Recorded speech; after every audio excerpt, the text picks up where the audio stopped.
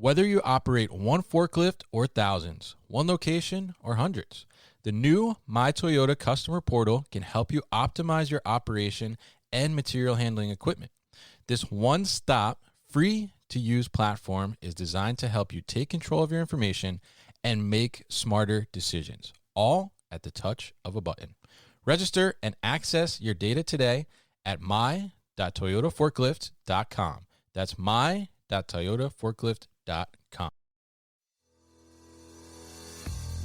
Businesses are rapidly retooling distribution centers to meet new and unexpected demand. But between travel constraints and event cancellations, it can be challenging for supply chain professionals to access first-hand information on the technologies that can carry their fulfillment operations into the future. Six River Systems' second annual conference, Flow, is designed to help. Taking place September 16th and 17th, the fully interactive online event will feature more than 30 sessions and over 40 speakers discussing all things fulfillment, logistics, and automation. That means that no matter where you are, the content, networking opportunities, and insights you need to optimize your fulfillment operation will be right at your fingertips. See what all the excitement is about and register for free at sixriver.com/flow2020. That's sixriver.com/flow2020.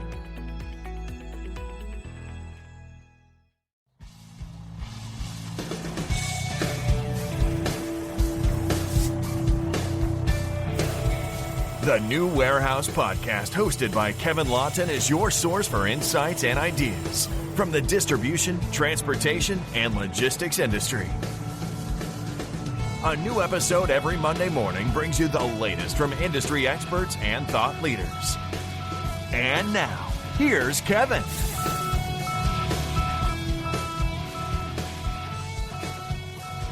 Hey guys, Kevin Lawton here, checking in before we get into today's episode.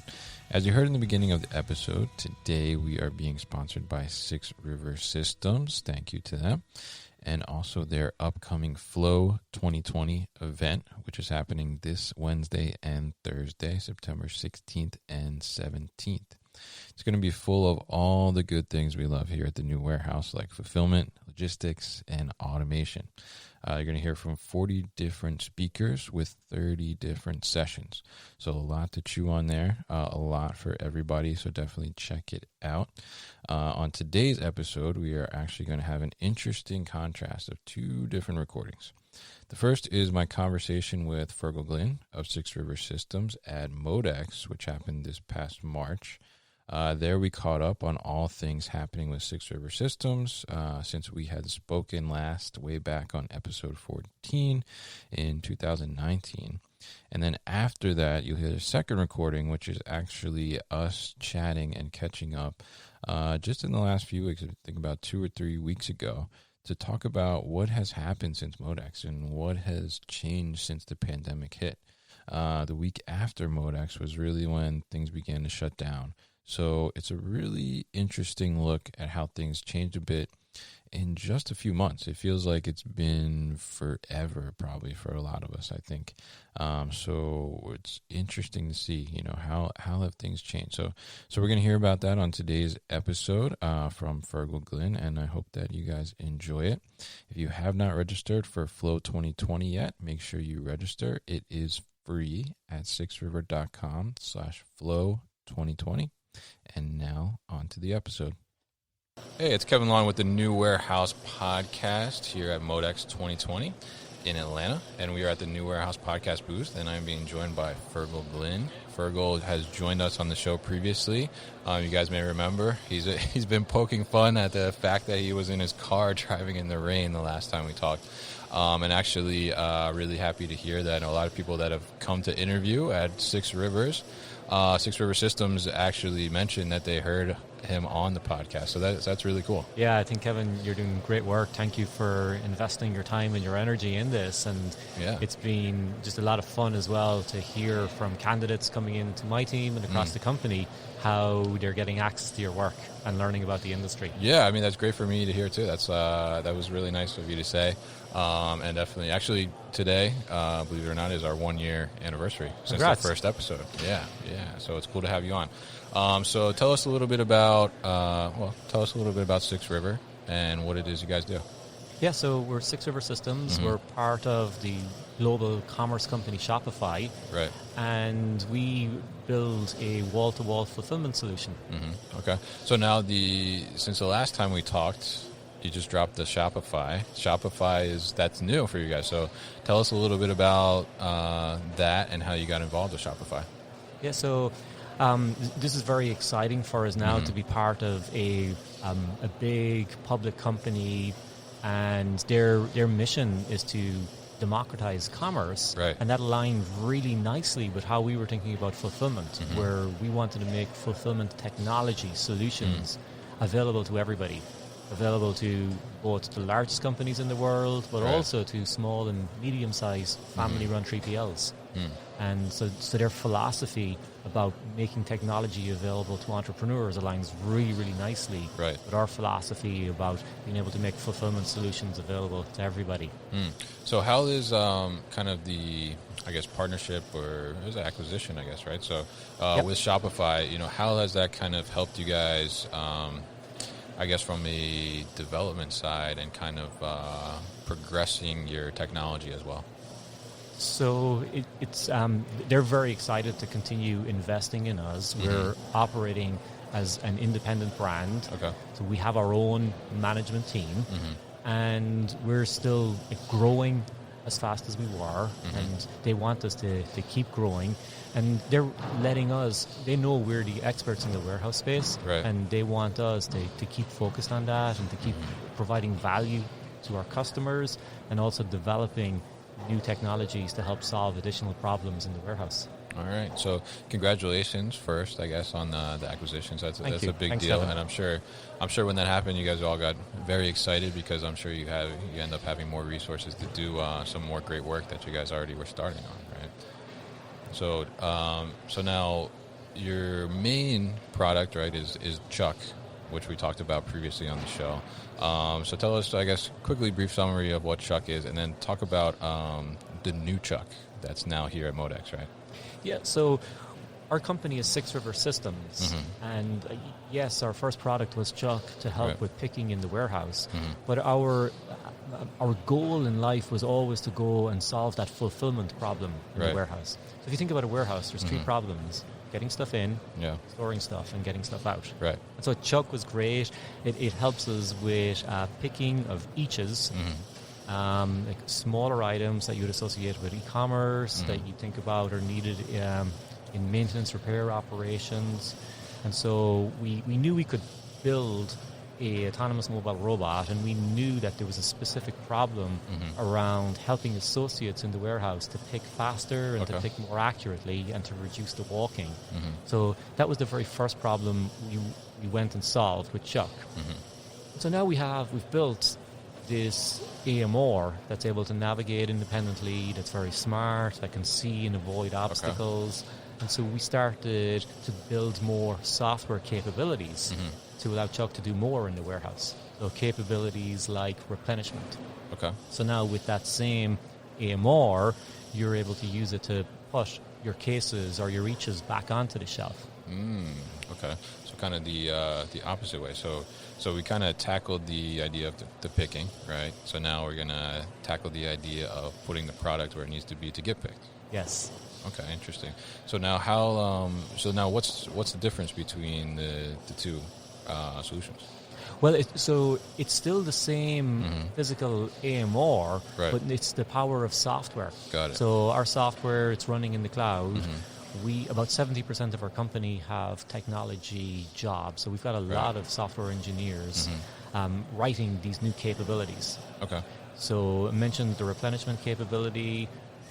We're very well known for the picking capability. Last year, around the time we talked, we added the sortation capability. Okay. And also last year, we released a pack-out capability. And so our pack-out capability, that's us now getting into that area of when products are leaving the building and integrating with shipping solutions. Interesting. So now you're kind of covering almost the whole spread then. So we kind of call it, our goal is to be the wall-to-wall solution, wall-to-wall fulfillment solution in the warehouse. So if you're an operator, whether you're on the supply chain team at a big company, or maybe you're an entrepreneur who has a building or is thinking about buying a building because you're spotting this opportunity that with e-commerce growing, hey, I want to get into that business of being able to do fulfillment right. for customers. And so our goal is to provide everything that somebody's going to need to do fulfillment. Now, it's going to take time, and we're still very, very young, right. but we're investing heavily in providing additional solutions to solve more of those problems around getting stuff in, right. storing it, and getting it out.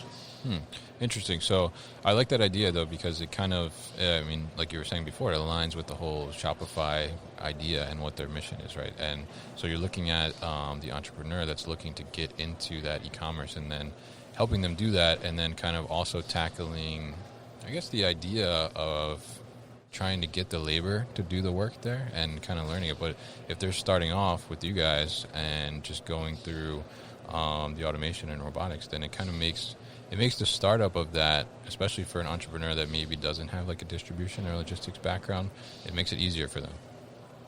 Yeah, it certainly does. So when we, with every product we make, we've got design fundamentals that go into that. And the first fundamental we have is empowering the associate and the operator. So with every decision that we're making around how does a physical product like a robot look, right. or when we're writing code for a new picking capability, is how does this help the associate who's going to be working with the robot, but then also for the floor manager and the person responsible for the building, how are we helping make life easier or better for them? Right. So we think about empowering the associate and the operator. Then we've always had flexibility, then productivity. So with everything we make, we want it to be portable. We want it to be easy to deploy. We want it to be fast to deploy. We've got customers who are using the same robot to pick for multiple different customers at the same time. At the same time, And so if you're that customer, that's right. tremendous value that Definitely, you're getting. Yeah. Interesting. So you mentioned there the word flexibility, and I say that flexibility is probably something I'm hearing at MODEX this year over and over. And I think that, as our technologies in the industry are growing and as we're advancing in automation and robotics and even on a system standpoint, flexibility is key. So how are you guys going about, obviously you mentioned it, so you guys are definitely remaining flexible, but how are you going about making sure that you, as other technologies grow as well, and you may come into environments where, there's more than one robotic solution for different types of things, how do you make sure that you guys are remaining flexible so that you can still fit in easily into those environments?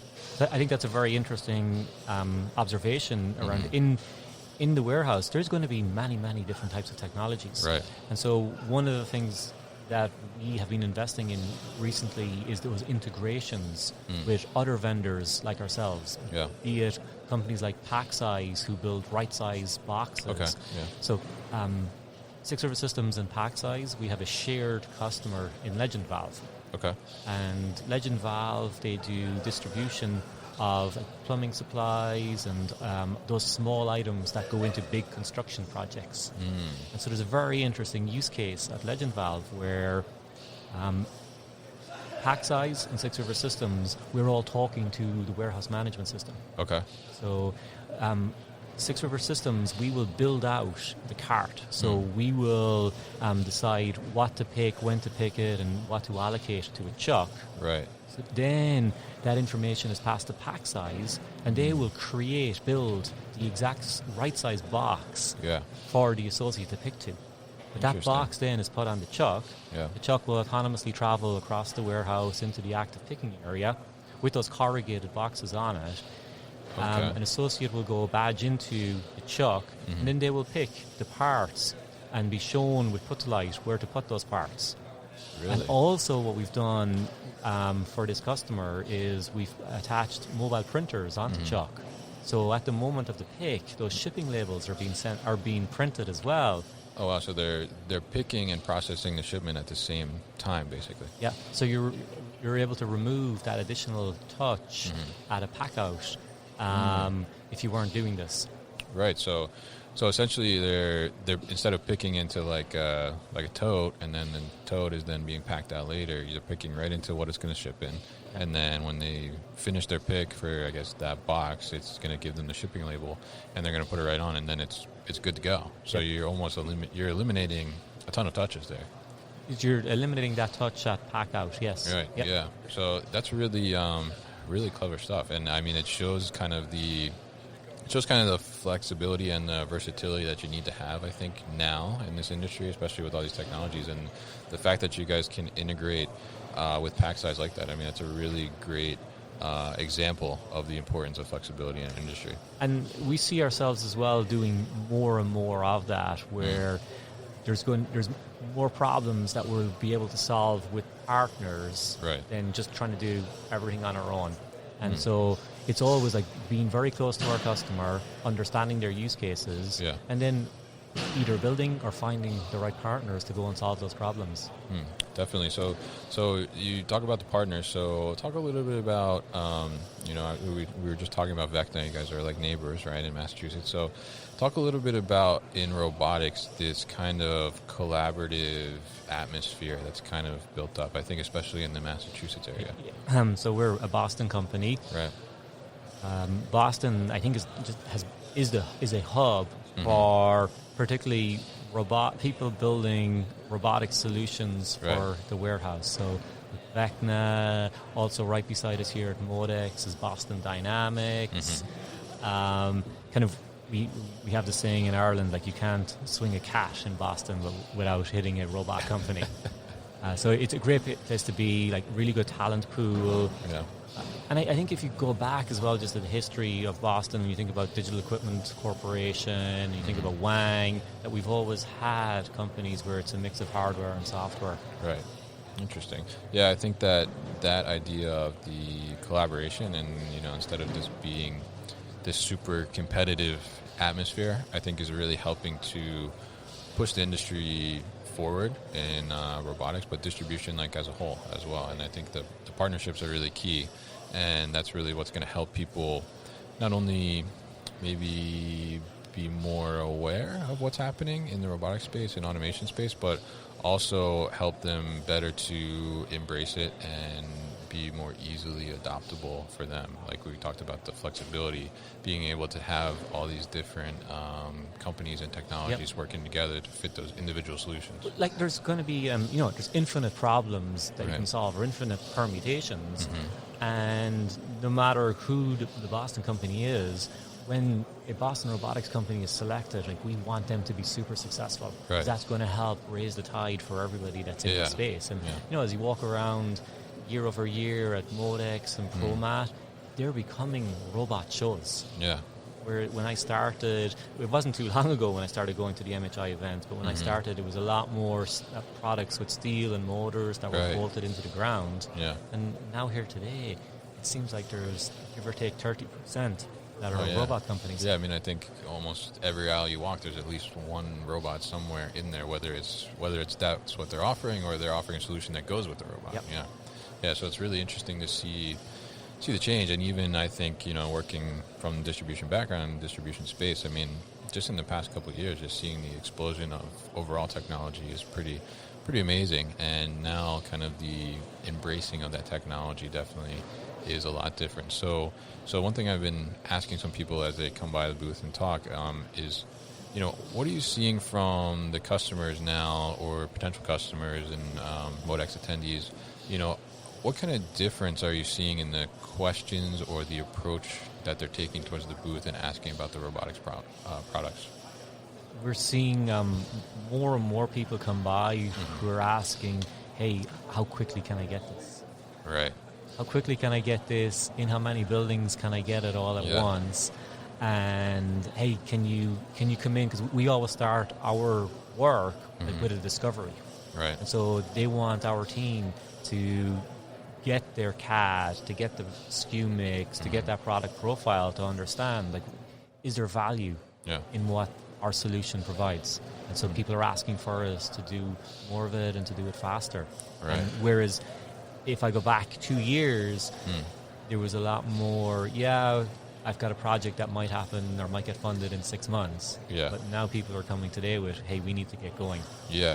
And I think it's safe to say, like, at this point that, robotics are no longer that, people were scared of robotics at one time, and now I think it's like, it's not really a scary word anymore, and it's something that's totally feasible to people, and it's becoming more accessible. It's accessible, and a lot of that comes down to like kind of the value. Mm-hmm. So with a collaborative robotic system, you can get access now to automation for 6 figures. Right. Whereas if you were going kind of the traditional route with steel and motors, like that could be in the high 6 figures to 7 figures with a 5-year plus payback. But now, because the cost of sensors has dropped a lot, the cost of processing power has dropped a lot. There's great open source software out there. There's there's off the shelf software. So now it's very easy to go make a robot. Yeah. But where I feel we have like this differentiator and the expertise is that like, we first pick the problem that we want to solve and focus very heavily on that and like, stay true to that mission. Right. Interesting stuff. Yeah. And I think that when I saw the news about, I guess, 6 River and Shopify, I had already been thinking in my head. I'm like, this robot thing is really. This is here to stay. Obviously, I get a little more exposure because I talk to a lot of you guys about robotics and stuff on the show. But when I saw that announcement, I was like, all right, like it's here, and like in a couple of years, like almost everybody's going to be like wanting to move these robotics like into their operations, and I think it makes total sense when you look at kind of the atmosphere that's out there and how the business and distribution just continues to grow, and the demand continues to grow too on distribution companies to be able to supply the end consumer, like that. And at some point it's going to be, all same day and all that stuff. And, it's the only way I think to really get to that and accomplish those service levels, especially with, we talk about labor shortage and everything and getting people to want to do these jobs and jobs that necessarily people don't really want to do. Well, so one thing that we could kind of lean into here, right, Kevin, is around the same day. So, like, yes, we're getting accustomed to that. Yeah. But I think we're going to get to a point as well where not everything needs to be same day. Right. So it'll all depend, on the economics. And so I don't think everything's going to need to be same day. Like, we're seeing that, particularly with the 3PL customers that we're working with, where I think we'll end up is around the predictability of when it's going to get picked and when it's going to get shipped and when it's going to get delivered, rather than trying to squeeze it into the next day and then the same day and the 1 hour. That I think we're going to find that we get to this balance depending on the product that you're ordering. Right. Like, I think about, do I really need that new brown belt tomorrow? Yeah. All right, maybe could it wait until Friday night just before I go out for dinner with my wife? Yeah, I don't really need it until next week, right? I still have a belt, still holding my pants on, but but by Friday my pants are going to fall off, so I need it by then. So, really interesting stuff. So, what do you think, just I guess from your experience in your industry and just looking around MODEX this year, what do you think is like the next big thing for the industry? So next big thing is going to be like more solutions-oriented companies. So you walk around, and obviously there is a lot of robots, and a lot of robots solving like a lot of different like, niche use cases. Right. I think you're going to see like what we're doing with pack size, what we're doing with some ARM companies is companies working on solving shared customer pain points. So I think you're going to see more integrations. I think you're going to see like more companies like ours being able to solve more of those problems in the warehouse. And so, like as I said, like we have this vision where like, we want to help solve the problems getting stuff into the warehouse, storing it, and getting it out. Definitely. All right, so Fergal, how can we find out more about 6 River Systems? Visit 6river.com. And if you're interested, like we're hiring across the entire company in engineering, in sales and marketing, solutions design. I think you're doing a great job with the show, Kevin, and looking forward to continue to work with you. All right, thank you. And we'll post more information about Six River Systems on the newwarehouse.com as well. So, Fergal, thank you so much for stopping by the booth, and I will get the top score tomorrow on the picking competition in your booth. Okay, I'm going to place a bet on that. Thanks, Kevin. Okay, all right, thank you very much. Hey, it's Kevin Lawton with the New Warehouse, and today we're checking back in with Fergal Glynn from Six River Systems. Checking back in because when we talked to Fergal, it was about a week before all the pandemic and social distancing, quarantining, shutdown, everything was happening.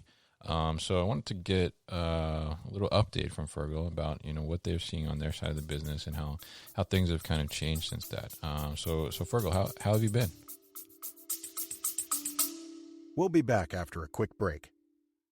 You hear a lot about supply chains these days, because if the past couple years have taught us anything, it's that an efficient, well-managed supply chain is absolutely critical to keeping businesses successful and consumers happy. I'm Will Haywood, and I host a podcast called All Business, No Boundaries, where we talk about supply chains, how they work, what happens when they don't, and the innovations that are redefining what's possible in the world of logistics. Join me for insightful interviews with thought leaders and industry experts. We discuss how optimizing supply chains can break down the barriers that are holding businesses back. That's All Business, No Boundaries by DHL Supply Chain. Listen and subscribe wherever you get your podcasts.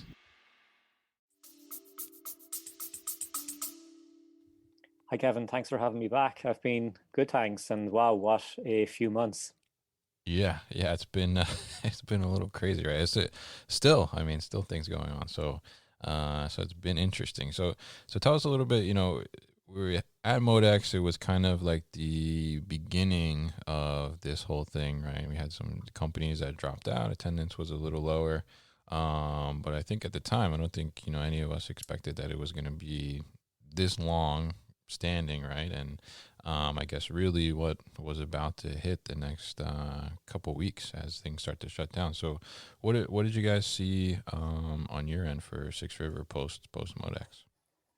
When we were face to face back in March, one of the things that we talked about were the recent customers we had signed, right, which would then lead to the deployment of robots in their warehouses. Mm-hmm. And so one of the things that we had to react to really, really quickly was travel restrictions. Right. Travel restrictions based on states, based on company policies, based on our own company's policies, and based on our customers' policies. So a few things that we did to flex our deployment muscles is we very quickly invested in features and functionality and accelerated existing features that we had that would allow for our company to actually deploy a new system without a RIV, that's what we call our employees, without a RIV ever going on site. And so a few examples of deployments that we did, very much managed remotely in the May-June timeframe, included top-notch distributors who are in Carson City, Nevada. Top-notch is doing fulfillment on hinges, locks, and other hardware. Okay. So we deployed trucks without an engineer, without a Six River Systems engineer on site. Wow. So we needed to train our customer on how to map the warehouse themselves, how to do the monitoring of Chuck systems remotely. If something needed to be examined in Chuck's hardware, we trained our customer and then also local service providers to be able to come on site and do that touch point. So we use as you know, we've got LiDAR on the product, we've got cameras on the product. We also got very scrappy with putting a laptop with a camera on Chuck as it was moved around, just so that we could have remote people see both what Chuck was seeing from sensors and cameras, but then also what the human would see. So from the perspective of like the laptop facing forward on the chuck, where like we were using at the beginning, we were using FaceTime to get this done. Yeah, it was really interesting. I mean, FaceTime and Zoom and video calls has become the norm now, right? So it is, and we're getting a tiny bit more sophisticated. Like we will use so now we're using selfie sticks and stabilizers to have an even better experience. Yeah. But it's just amazing, like what off the shelf technology you can get to make this possible. And then also, like it was always a goal of us that we were going to be able to do a remote deployment, but because of what happened with COVID-19, it accelerated that very, very quickly for us. Interesting. Yeah. And speaking, of acceleration, on your side as a solutions provider, a lot of businesses have seen acceleration in their business experiencing like peak like business in some cases for e-commerce volume during the pandemic. So have you seen an increase in customer demand wanting trucks on site to help them handle the new demand? Just a very good question. There's two things I want to share, Kevin. So back in April, things the first couple of weeks were very, very spiky in the platform. Like some of our customers, they had to shut down, and then some of our customers who were fulfilling essential items were busier than they ever were at a previous peak. A few weeks passed, and so we started then to look into the data in the system. For many of our customers, we could see that their run rate in late April, early May, that run rate was actually higher than the peak that they had in 2019. Wow. And so very quickly with that information, we started having the conversation with them that, hey, if your average now in 2020 is the same as your peak in 2019, what's your peak 2020 going to look like? Oh, yeah. So what that meant was, like a lot of companies in the world had to throw away their business plan and they had to just rethink, hey, what's the rest of the year going to look like? Right. So for customers where we pointed that out, that very quickly got them going back to like their forecasts and working with our solutions engineering team to figure out, hey, do I really have the right number of trucks on order? Be it trucks I have in my building right now or trucks that I'm planning on renting. And so we had an uptick in business from customers who just know now that their beginning of the year calculations for peak were thrown out the window and the reality is going to be much higher. We've also, in the last few months as well, seen a rush, particularly on the 3PL side, of companies coming to us very quickly working together, doing the solutions design, the customer seeing that, hey, there is a very quick ROI with this, and contracts being signed, and now deployments starting to happen, so that like we have net new logos as well, who are literally just getting signed this week, that will also have trucks in their building, fulfilling 100,000 plus units a day. Oh, wow. In peak 2020. Interesting. Wow. Yeah. So it's really interesting because you see such a contrast, I guess, in the supply chain world versus a lot of other industries where, they've kind of been suffering, right? Like restaurants and things of that nature. And so it's interesting to see how the consumer behavior has changed and created all this demand, which has then, created a lot more demand for solution providers like Six Rivers. So really, really, really interesting stuff. And I'm happy we get a chance to catch up here and hear a little bit about how the business has changed. So it's interesting to hear that from just a couple months ago. It seems crazy. I mean, it feels, I don't know about you, but it feels like a couple of years ago, right, at this point, because we've been so stuck inside with everything. But definitely, there's a great quote, Kevin. Yeah. That so we're owned by Shopify, and one of the statements that one of the executives at Shopify made was, like we always knew this way of operating in the world was coming, but we thought it wasn't going to happen until 2030. Oh, wow. So what happened in April of 2020 is the world almost fast forwarded 10 years overnight. Yeah. And it became like what we imagined 2030 would be overnight. Interesting. Wow. That's pretty crazy to think about. But I think that, like you're saying with the business, it's just kind of really accelerating things. So definitely great to catch up with you, and happy we could get a little scoop on what's been happening over the past couple months since we last talked at MODEX. So thank you very much for coming back on, Fergal. My pleasure. Thanks, Kevin. You've been listening to the New Warehouse Podcast with Kevin Lawton. Subscribe and check us out online at thenewwarehouse.com.